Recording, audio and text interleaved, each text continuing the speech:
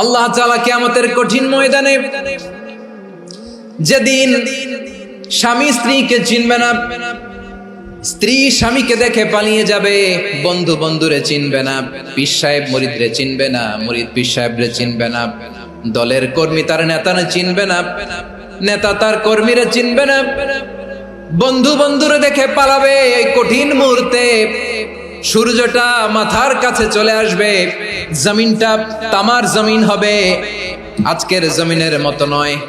মানুষ ঘর্মাক্ত, ক্লান্ত, শ্রান্ত মাথার মগজগুলো কানের ছিদ্র আর নাকের ছিদ্র দিয়ে বেয়ে বেয়ে পড়বে। বিশ্বনবী ফরমান, কিয়ামতের ওই কঠিন ময়দানে 7 শ্রেণীর ব্যক্তিকে রব্বুল আলামিন তার আরশের নিচে ছায়া দিবেন। তার মধ্যে প্রথম শ্রেণীর ব্যক্তি হলো ইমামুন আদিল, যে ইনসাফের সাথে বিচার করে, যে জাস্টিস সমাজে সার্ভ করে, যে সুশাসন নিশ্চিত করে, ওই ইমামুন আদিল। আদিল শব্দটা বুঝছেন না? ইন্নাল্লাহা ইয়া'মুরু বিল আদল, পাইছেন? আদিল। 7 শ্রেণীর ব্যক্তিকে আল্লাহ তাআলা সুশীতল আরশের নিচে ছায়া দিবেন, যেদিন তার দেয়া ছায়া ছাড়া কোনো ছায়া থাকবে না। এর প্রথম হচ্ছে ইমামুন আদিল, ন্যায়পরায়ণ শাসক। চিল্লায় বলেন সুবহানাল্লাহ। আবার বিশ্বনবী বললেন, ইন্নাল মুকসিতিনা ইনদাল্লাহি আলা মানাবিরা মিন নূর আন ইয়ামিনির রহমান। কিয়ামতের দিন যারা ন্যায় পরায়ণ হিসেবে আল্লাহর সামনে দাঁড়াবে, কিয়ামতের দিন রব্বুল আলামিন তার আরশের ডান দিকে ওই ন্যায় পরায়ণ লোকদের জন্য আরশের ডান দিকে একটা নূরের মিম্বারে তাদেরকে বসার সুযোগ করে দিবে। আল্লাহর আরশের ডান দিকে ন্যায় পরায়ণ লোকদের জন্য আল্লাহ তাআলা নূরের মিম্বার বানাবে। 4টে কেন কথা মনে করেছেন? আল আদাল, জাস্টিস। ইন্নাল্লাহা ইয়া'মুরু বিল আদল। আল্লাহ তাআলা এই আদালতের নির্দেশনা দেন, সুবিচার, সুশাসন। প্রিয় ভাইয়েরা, এটা আমরা বাংলাদেশে চাই কি চাই না? এই যে অরাজকতা, এই যে অন্যায়, এই যে জুলুম, এই যে ইনকনসিস্টেন্সি, সমাজের অসঙ্গতির প্রধান কারণ জাস্টিস নাই, সুবিচার নাই, সুশাসন নাই। শেষবারের মতো আওয়াজ করে বলেন তো, আমরা বাংলাদেশে আদল চাই কি চাই না? তাহলে প্রথম নির্দেশনা শেষ। আল্লাহ তাআলা তোমাদেরকে আদলের আদেশ দেন। এরপরে আল্লাহ বললেন, আমি তোমাদেরকে ইহসানের আদেশ দেই। ইন্নাল্লাহা ইয়া'মুরু বিল আদলি ওয়াল ইহসান। আমি তোমাদেরকে যেমনি আদলের নির্দেশনা দেই, তেমনি ভাবে তোমাদেরকে ইহসানের নির্দেশনা দেই। ইহসান, আওয়াজ করে সবাই বলেন তো ইহসান। ইহসান মানে কারো প্রতি সফট হার্টেড হওয়া, মহানুভব হওয়া, অনুগ্রহ পরায়ণ হওয়া, অনুগ্রহশীল হওয়া, একে অপরের প্রতি দয়াদ্র হওয়া। একে অপরের প্রতি দয়াদ্র, অনুগ্রহশীল হওয়া ছাড়া মানবিক সমাজ কশিনকালেও গঠন করা সম্ভব না। প্রিয় ভাইয়েরা, সুন্দর আচরণ দিয়ে, ইহসান দিয়ে যা জয় করা যায়, নরম আচরণ দিয়ে যেটা অর্জন করা যায়, কঠোরতা দিয়ে সেটা পারা যায় না। বিষ্ণু ঈসা ইসলাম ইহসান দিয়ে, কোমল আচরণ দিয়ে, তার অনুগ্রহ দিয়ে তিনি অনেক কাফিরের হৃদয়কে জয় করে ফেলেছেন। সাইয়েদনা সুমামা ইবনে উসাল রাদিয়াল্লাহু তাআলা আনহুর কথা মনে পড়ে যায়। তিনি ছিলেন ইয়ামামার বাদশা। মদিনাতে বিশ্বনবীকে হত্যা করার নিয়তে এসেছিলেন। গোপনে গোপনে বিশ্বনবীকে হত্যা করে আবার ইয়ামামাতে তিনি ফিরে যাবেন। কিন্তু কি অবাক করা কাণ্ড, হত্যা করতে পারে নাই, সাহাবাদের হাতে তিনি ধরা পড়ে গেলেন। সাইয়েদনা সুমামা ইবনে উসাল রাদিয়াল্লাহু তাআলা আনহু হত্যার নিয়তে আসলেন, কিন্তু হত্যা করতে পারলেন না। সাহাবারা ওনাকে ধরে ফেললেন, ধরে মসজিদে নববীর পিলারের মধ্যে বেঁধে রাখলেন। সুমামা ইবনে উসাল, সিরাত থেকে শুনে, সিরাত থেকে শোনাচ্ছি, রাদিয়াল্লাহু তাআলা আনহু ইয়ামামার অধিপতি ছিলেন। বিশ্বনবীকে হত্যার জন্য আসছেন, ধরা পড়ে গেছেন, এখন মসজিদে নববীতে বেঁধে রাখছে, তার মানে বন্দী। এখন স্ট্যাটাস কি? বন্দী, ক্যাপ্টিভ। তো বিষ্ণু ঈসা ইসলাম সাহাবাদেরকে বললেন, তার খোঁজ খবর নিও, সুমামা ইবনে উসালের খোঁজ খবর নিও। সাহাবারা বলেন, ইয়া রাসূলুল্লাহ, আপনাকে হত্যা করতে এসেছে, তার তো কঠিন ক্যাপিটাল পানিশমেন্ট হওয়া দরকার, কঠিন শাস্তি হওয়া দরকার। বিশ্বনবী বললেন, না, আমি যেটা জানি তোমরা সেটা জানো না, তোমরা সুমামার সাথে ভালো আচরণ করো। বিশ্বনবী সুমামার কাছে গেলেন। প্রথম দিন যে তিনি কালেমার দাওয়াত দিলেন, ইমানের দাওয়াত দিলেন, ইসলামের দাওয়াত দিলেন, রিসালাতের দাওয়াত দিলেন, আখিরাতের দাওয়াত দিলেন।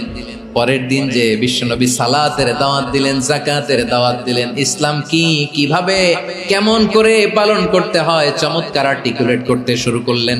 তন্ময় হয়ে সুমামা ইবনে উসাল রাদিয়াল্লাহু তাআলা আনহু বিশ্বনবীর কথাগুলো শুনতে আরম্ভ করলো। একদিন নয়, 2 দিন নয়, টানা 3 দিন বিশ্বনবী সুমামার কাছে ইসলামকে প্রেজেন্ট করেছেন, উপস্থাপন করেছেন। আওয়াজ করে বলেন, কয় দিন? 3 দিন। 3 দিন মসজিদে নববীতে বাধা। আর সাহাবীদেরকে বললেন, তার খোঁজ খবর নিও, তোমরা যে রুটি বানাও এর মধ্যে সবচেয়ে ভালো আটার রুটিটা তারে দিও, সবচেয়ে রিফাইন্ড খেজুর, যেটা পিওর খেজুর, এটা তারে দিও। আর বিশ্বনবী নিজের ওট থেকে দুধ দহন করে ওনার বাড়ির এক কর্মচারীকে বলেছেন, দুধ দহন করে সুমামার জন্য নিয়ে যেও। সুবহানাল্লাহ পড়বেন না? সবাই তো অবাক, ইয়ামামা থেকে আসছে নবীকে হত্যা করতে, বিশ্বনবী দেখে তারে জামাই আদর করে। একদিন নয়, 2 দিন নয়, টানা 3 দিন বিশ্বনবী এভাবে সুমামার কাছে যেয়ে ইসলামকে প্রেজেন্ট করতে আরম্ভ করলেন, ইসলামকে উপস্থাপন করতে শুরু করলেন। আর তাকে চমৎকার এন্টারটেইনমেন্ট, আপ্যায়ন দিতে আরম্ভ করলেন। টানা 3 দিন যখন ইসলামের দ্য বিউটিজ অফ ইসলাম, ইসলামের সুমহান বাণী, সৌন্দর্য তার কাছে উপস্থাপন শেষ, তাকে আপ্যায়ন শেষ, বিশ্বনবী বললেন সাহাবাদেরকে, যাও এবার সুমামার হাতের পায়ের রশি দুটো খুলে দাও।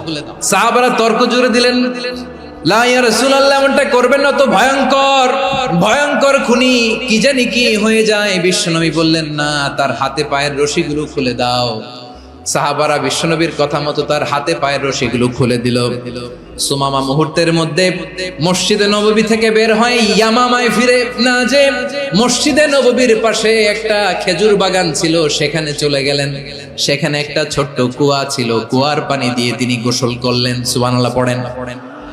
কুয়ার পানি দিয়ে গোসল করে মসজিদে নববীর সামনে এসে বিশ্বনবী এবং সাহাবাদের সামনে দাঁড়িয়ে সাব্বাবা উঁচু করে বললেন, আশহাদু আল্লা ইলাহা ইল্লাল্লাহ ওয়া আশহাদু আন্না মুহাম্মাদান আবদুহু ওয়া রাসূলুহু। আমি সাক্ষ্য দিচ্ছি আল্লাহ ছাড়া কোনো ইলাহ নাই, আর মুহাম্মদ আল্লাহ তাআলার প্রেরিত বান্দা এবং রাসূল। প্রিয় ভাইয়েরা, ইহসান দিয়ে যা জয় করা যায়, কঠোরতা দিয়ে সেটা কঠিনকালেও জয় করা যায় না। আওয়াজ করে বলেন, ঠিক কি না?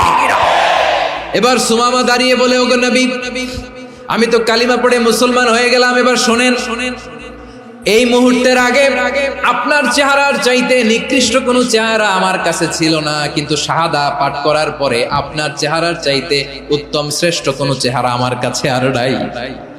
ও নবী, আজকের দিনের আগে ইসলাম ধর্মের চেয়ে নিকৃষ্ট অপছন্দনীয় কোনো ধর্ম আমার কাছে ছিল না, কিন্তু এই মুহূর্ত থেকে ইসলামের চেয়ে সেরা শ্রেষ্ঠ পছন্দনীয় কোনো ধর্ম আমার কাছে নাই।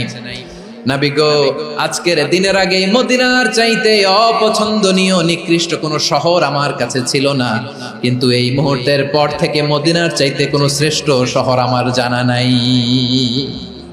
সে ছিল গমের বড় ডিলার, গম বেচত। কি বেচত? তার গম কিনে মক্কার লোকেরা রুটি খাইতো। সে ঘোষণা দিল, আজকে থেকে মক্কাবাসীদের জন্য সব গম আমি হারাম করে দিলাম, মক্কাবাসী এখন না খেয়ে মরে। সুবহানাল্লাহ পড়বেন না?